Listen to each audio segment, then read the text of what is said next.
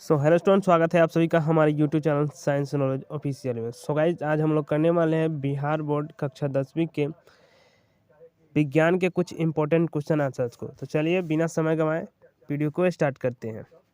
तो पहला number question आपके स्क्रीन के सामने है।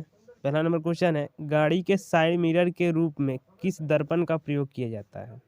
ठीक है, क्या कह रहे हैं? गाड़ी के साइड मिरर के रूप में किस दर्पण का प्रयोग किया जाता है?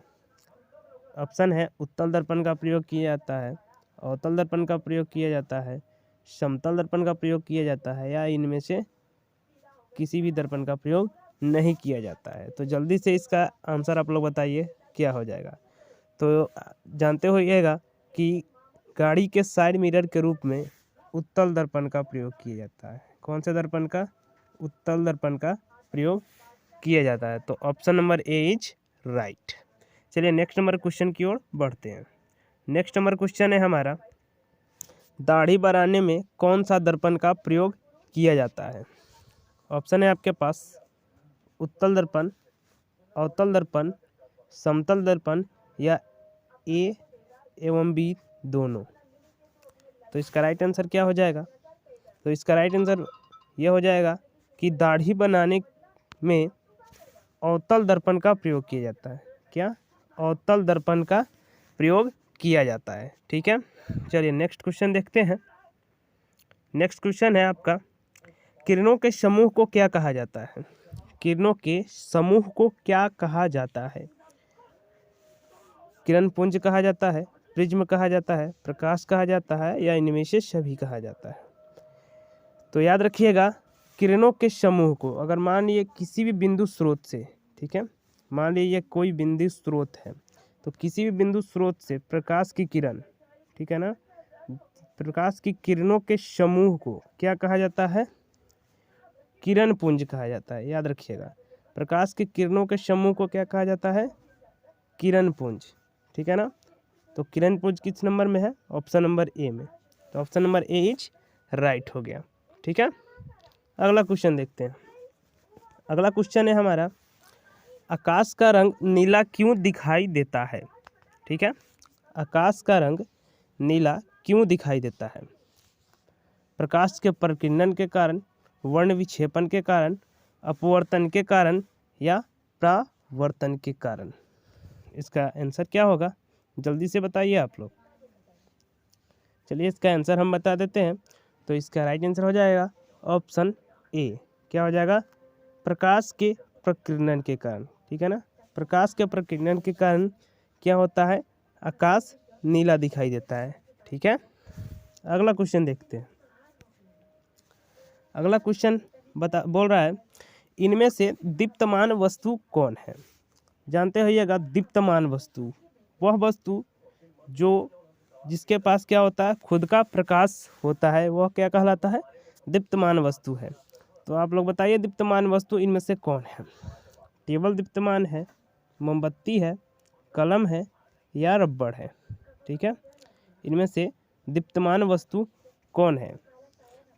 तो इनमें से दीप्तमान वस्तु मोमबत्ती है। ठीक है ना, क्या है? इनमें से दीप्तमान वस्तु मोमबत्ती है। तो ऑप्शन नंबर बी इसका सही हो जाएगा।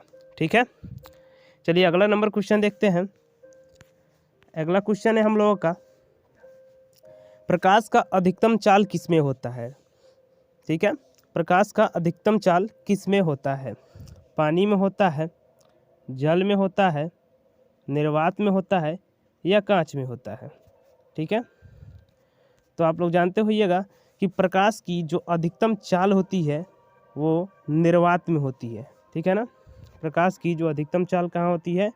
निर्वात में होती है। इसलिए ऑप्शन ए इज राइट। ठीक है, चलिए अगला नंबर क्वेश्चन देखते हैं। और 7वां नंबर क्वेश्चन है हमारा कि कार्य का एसआई मात्रक, कार्य, ठीक है ना, कार्य का एसआई मात्रक क्या होगा?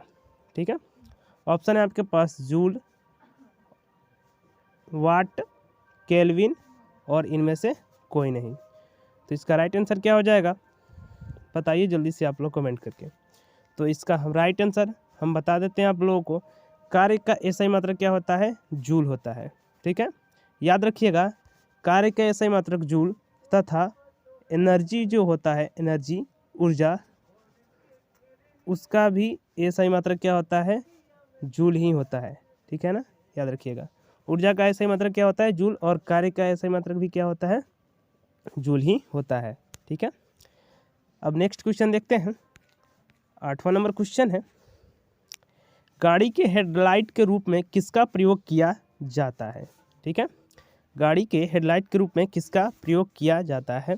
समतल दर्पण का प्रयोग किया जाता है, उत्तल दर्पण का, अवतल दर्पण का, या सभी का प्रयोग किया जाता है। तो इसका राइट आंसर हो जाएगा ऑप्शन नंबर सी।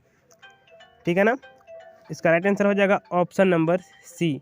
गाड़ी के हेडलाइट के रूप में अवतल दर्पण का प्रयोग किया जाता है। ठीक है ना, गाड़ी के हेडलाइट के रूप में किसका प्रयोग किया जाता है, अवतल दर्पण का प्रयोग किया जाता है। 9वां नंबर क्वेश्चन देखते हैं। 9वां नंबर क्वेश्चन है और सबसे आसान क्वेश्चन है कि कार्बन का परमाणु संख्या कितना होता है। कार्बन का परमाणु संख्या कितना होता है। 5 होता है, 6 होता है, 7 होता है, 8 होता है, क्या होता है, जल्दी से बताइए, कार्बन का परमाणु संख्या कितना होता है। तो आप लोग जानते होइएगा कि कार्बन का परमाणु संख्या जो है वो 6 होता है। ठीक है ना, और इसका संकेत क्या होता है, आप लोग जल्दी से बताइए, कार्बन का संकेत क्या होता है, जल्दी से बताइए। चलिए हम भी बता देते हैं आप लोगों को, कार्बन का संकेत C होता है। ठीक है ना, कार्बन C6, याद रखिएगा, 6 क्या हो गया, इसका परमाणु संख्या हो गया, और C क्या हो गया, इसका संकेत हो गया, याद रखिएगा। ठीक है ना, C क्या है, इसका संकेत है। ठीक है, चलिए 10वें नंबर क्वेश्चन की ओर बढ़ते हैं और हमारा लास्ट क्वेश्चन है इस वीडियो का। तो हमारा 10वां नंबर क्वेश्चन है, पौधों में खाना बनाने की प्रक्रिया को क्या कहा जाता है। बायोलॉजी का क्वेश्चन है कि पौधों में खाना बनाने की प्रक्रिया को क्या कहा जाता है।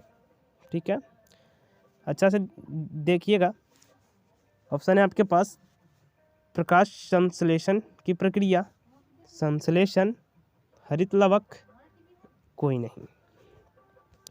तो राइट आंसर क्या हो जाएगा, तो इसका राइट आंसर बताइए जल्दी से। तो इसका राइट आंसर जो हो जाएगा ऑप्शन नंबर ए को लॉक किया जाए। ठीक है ना, तो ऑप्शन नंबर ए, प्रकाश संश्लेषण की प्रक्रिया को, प्रकाश संश्लेषण की प्रक्रिया से पौधों में खाना बनाया जाता है। ठीक है ना, प्रकाश संश्लेषण की प्रक्रिया द्वारा क्या किया जाता है, पौधों में खाना बनाया जाता है। ठीक है, तो चलिए, वीडियो कैसा लगा आप लोग कमेंट बॉक्स में कमेंट करके ज़रूर बताइएगा। सो धन्यवाद।